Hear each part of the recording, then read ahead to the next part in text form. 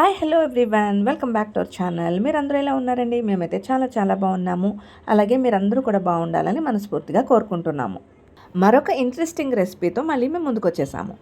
ఈరోజు మీకు పచ్చి రొయ్యల కాంబినేషన్లో ఇంకొక కర్రీ చూపించబోతున్నానండి. అదే పచ్చి రొయ్యలు ఎగ్స్ వేసిన చామదుంపల పులుసు. పులుసు అనగానే మీకు నోరు ఊరిపోతుంది కదా. సో వెంటనే ప్రాసెస్ ఏంటో చూసేద్దాం. దీనికోసం ముందుగా మనం స్టవ్ మీద కడాయి కానీ పాన్ కానీ పెట్టుకొని తగినంత ఆయిల్ వేసుకొని పచ్చి రొయ్యలు వేసుకోవాలి. ఈ పచ్చిరొయ్యలు వచ్చేసి ఆల్రెడీ నేను ఫ్రిడ్జ్లో స్టోర్ చేసినవండి. పచ్చిరొయ్యలు తెచ్చుకున్న తర్వాత మనం ఎలా క్లీన్ చేసుకోవాలి, ఫ్రిడ్జ్లో ఒక 10 to 15 డేస్ పాటు నిల్వ ఉండాలంటే ఏం చేయాలి అనేది ఆ ప్రాసెస్ అంతా కూడా నేను ఒక వీడియో చేసి మన ఛానల్లో ఆల్రెడీ పోస్ట్ చేశాను. నేను ఆ వీడియో లింక్ వచ్చేసి డిస్క్రిప్షన్లో ఇస్తానండి. ఇంకా ఎవరైనా చూడని వాళ్ళు ఉంటే ఒకసారి చూడండి.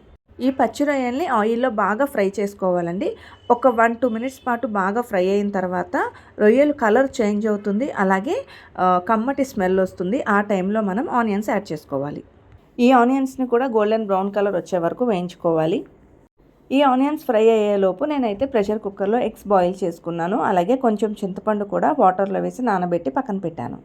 ఇప్పుడు నేను ఇందులో కొద్దిగానే సాల్ట్ యాడ్ చేస్తున్నానండి. ఎందుకంటే రొయ్యలు వాష్ చేసి ఫ్రిడ్జ్లో స్టోర్ చేసేటప్పుడు నేను కొద్దిగా సాల్ట్ అయితే అప్పుడు యాడ్ చేశాను అనమాట. సో కర్రీ అంతా అయిపోయిన తర్వాత సాల్ట్ చెక్ చేసుకుని మళ్ళీ కావాలంటే యాడ్ చేస్తాను. ఆనియన్స్ అయితే బాగా ఫ్రై అయిపోయినాయి. ఇప్పుడు ఇందులో నేను ముందుగానే ఉడకపెట్టుకొని పొట్టు తీసేసిన చామదుంపల్ని యాడ్ చేస్తున్నాను. ఇప్పుడు ఈ చామదుంపలు కూడా ఆయిల్లో బాగా మగ్గాలి. ఇవి మగ్గేలోపు ఒక పాన్లో మనం ఆల్రెడీ ఉడికించి పెట్టుకున్న ఎగ్స్ని కొద్దిగా ఆయిల్, ఉప్పు, పసుపు, కారం వేసి వేయించుకోవాలి. చామదుంపలు ఇప్పుడు బాగా మగ్గిపోయాయండి. ఇప్పుడు ఇందులో మనం తగినంత కారం, కూర ఉడకడానికి సరిపడా వాటర్, అలాగే మన టేస్ట్కి తగ్గట్టు చింతపండు పులుసు వేసి మూత పెట్టి ఒక 2 to 3 విజిల్స్ రానిస్తే సరిపోతుంది.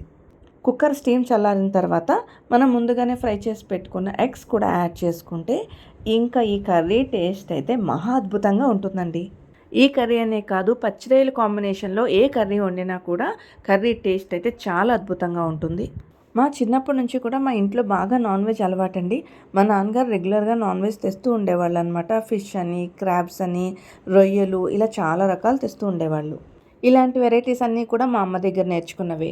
ఈ వీక్లో దాదాపుగా నేను పచ్చి రొయ్యల కాంబినేషన్లో ఒక 3 to 4 వీడియోస్ పోస్ట్ చేసినట్టున్నాను. సో నేను చూపించిన వెరైటీస్ అన్నీ కూడా ఒకసారి ట్రై చేయండి. మీకు ఎలా కుదురుతున్నాయో నా కామెంట్ సెక్షన్లో తప్పకుండా తెలియజేయండి.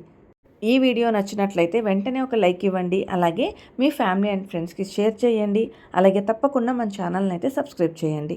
నోటిఫికేషన్స్ కోసం పక్కనున్న బెల్ ఐకాన్ని యాక్టివేట్ చేసుకోండి. Thanks for watching. Meet you in the next video. Bye.